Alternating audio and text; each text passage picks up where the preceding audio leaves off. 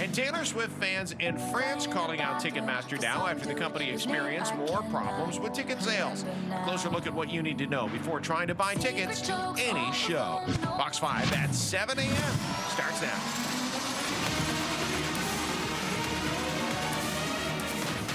So Ticketmaster actually paused the sale of a Taylor Swift concert once again, this time in France, after issues with fans trying to buy tickets. It shines a light on the ongoing issues with concerts. So what do we do? How do we navigate? Joining me now, entertainment and social media expert Seth Jackner. Seth, good to see you this morning.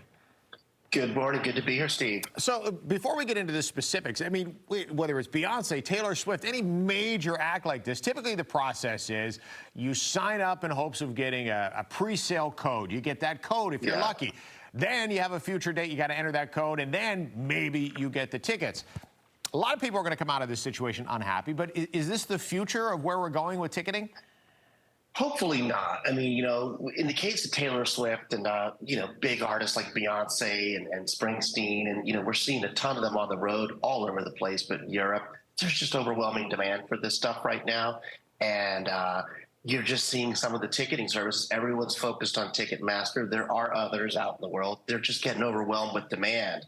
And until I think something's done about things like bots and kind of managing all of these codes and getting them out to people in a good way, yeah, you're probably going to see, kind of delays and hiccups like this. This one happened to happen in France, actually, yesterday with Taylor Swift. But it probably will be part of the future until something's done about it to manage some of those kind of hiccups that are happening. I feel like the competition against the bots has just been going on for years, right? And I don't know what the answer is there, to be honest. But the situation with Taylor Swift and what played out in France yesterday seems like this is manageable because in this particular situation, you had maybe 80,000 tickets available, so give out 80,000 pre-sale codes. Why give out hundreds of thousands of these pre-sale codes when you know, Ticketmaster I'm talking to, there's not enough tickets available?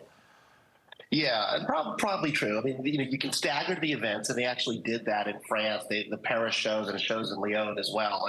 But it still happens if it's something like Taylor Swift. Keep in mind, it's going to sound a little old school, but we had a pandemic. Some of these artists haven't been on the road in 3 or 4 years. She's got an overwhelming fan base that's going to just be explosively interested in whatever shows she does. So she's kind of, if you ask me, kind of a little bit of the extreme there to compare them to.